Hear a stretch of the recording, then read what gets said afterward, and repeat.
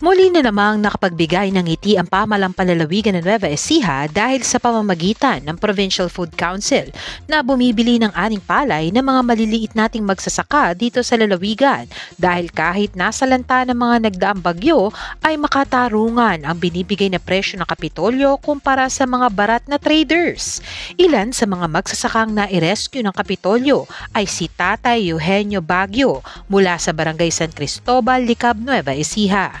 Sa kanyang sinasaka mula sa 2 hektarya ng palayan ay nakapag-ani lamang siya ng nasa 109 na kaban ng palay. Mabuti nga po dumating at yung ating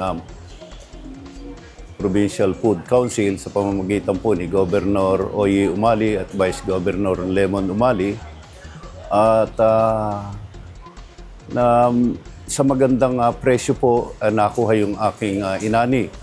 Dahil kung hindi po dahil sa ating mahal na gobernador, ay malamang hindi pa po bumalik yung nagastos ko doon sa aking sinaka.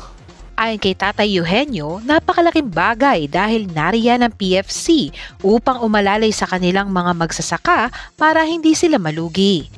Sa ngayon po, nabalik naman at kumita pa rin. Pero kung sa labas po natin, sa labas ko po na ibenta, hindi po bumalik yung aking ginastos. Sa lugar umano nila ay nasa 10 piso hanggang 12 piso lamang ang bilihan ng palay at sa itsura ng kanyang mga aning palay ay babaratin ito sa halagang 10 piso.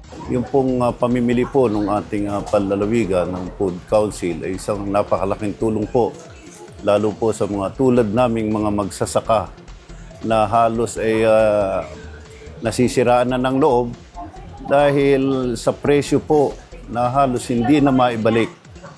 At kami po ay lubos na nagpapasalamat sa mahal nating Gobernador Umali dahil dumating po kami po ay kumbaga sa kwan ay nasagot po yung aming mga pangangailangan para po makaahon kami doon sa aming ginastos sa pagsasaka.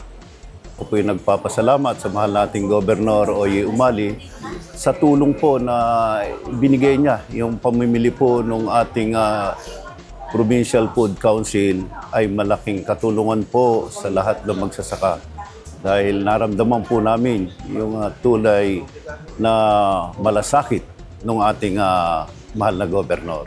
Si Cherry Ann Castro, magsasakang mula sa Peñaranda at nasagip din ng Kapitolyo dahil sa 1.9 na hektarya na kanilang sinasaka ay umani lamang sila ng nasa 116 na kaban ng palay. Malaking tulong din po yung ginawa ni Gob dahil nga po kung sa private sector po natin siya ibebenta is ang presyo po is 10 to 11 pesos lang po. So malaking bagay po yung 3 pesos sa amin magsasaka.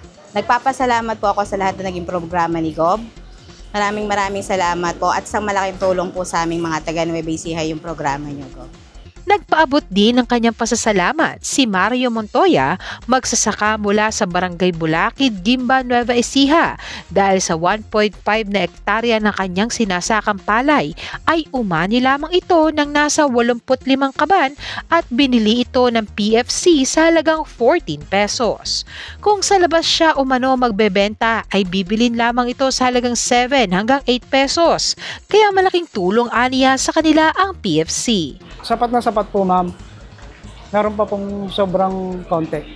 Sa labas po kasi ang umiiral na sa aming barangay ay umiiral po lamang ang presyo ay 7-8 sa mga mapuputi. Katulad ko po na nalubog pa yung sa baha, baka 6 na lang kasi nakon po nalubog. Mayroong mga balik-balik. Malaking epekto sa amin ng magsasaka dahil kung pagbagsak po ang presyo sa amin ay hindi po namin mapapag-aral ang aming mga anak. Unang-una po, nagpapasalamat po ako kay Gobernador Oye Umali sa lalawigan ng Nueva Ecija dahil sa pagtulong niyo po sa amin, magsasaka. Lalong-lalo na po sa aming barangay na napakalayo na ay narating pa po ninyo, pinaparating po ninyo ang tulong sa aming mga magsasaka. Maraming salamat po, Gobernador Oye Umali. kasama si Elsa Navalio, Amber Salazar para sa Balitang Unang Sigaw.